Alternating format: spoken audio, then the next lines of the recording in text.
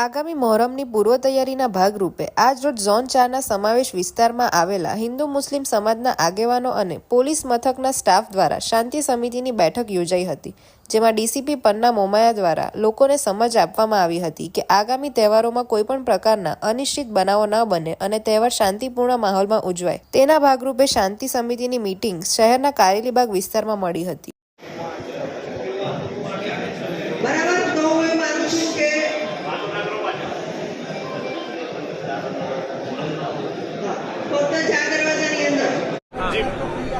આજે ઝોન 4 વિસ્તારના જે પોલીસ સ્ટેશનો છે એ લોકોનો આજે જે આયોજકો છે, તાજિયાના આયોજક, એ લોકોની મિટિંગ રાખવામાં આવેલી હતી.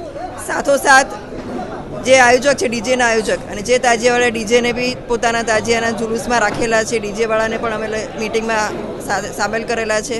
જે 4 દરવાજાની વચ્ચે ડીજે નથી વગાડવાનું તે બાબતે સૂચના આપવામાં આવેલી છે અને 4 દરવાજાની બહાર જ ડીજે બંધ કરી અને કેવી રીતે સ્થાપના, વિસર્જન તેમજ કતલની રાતે એ લોકોને શું કાર્યવાહી કરવાની છે એની સૂચના આપવામાં આવેલી છે.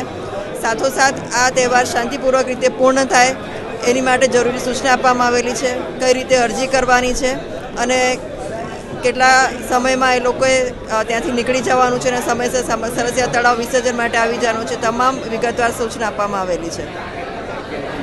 જે ગાયકવાડ શાસનથી જે તાજિયા બેસતા હતા, હાલમાં કંઈક કારણસર તાજિયા બેસતા નથી, એમને પરવાનગી આપવામાં કંઈ ઇસ્યુ ઉભા થઈ રહ્યા છે.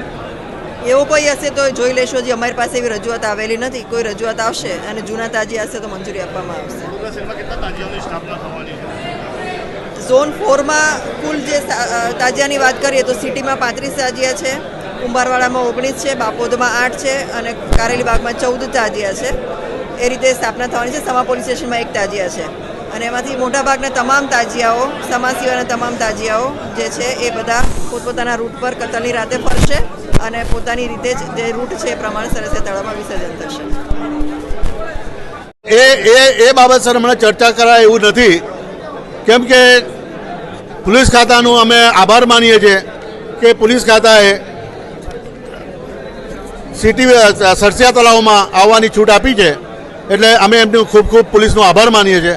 અને બીજું કે મારા મિત્રો જે તાજિયાના પરવાનદાર છે એમને બી પોલીસનો આભાર માનવું છે કે એમને તહેવાર મનાવવાની છૂટછાટ મળી. તાંદલજાનું નથી કહી શકતો, બાકી બીજા બધા તાંજિયા અહીંયા વિસર્જન થશે.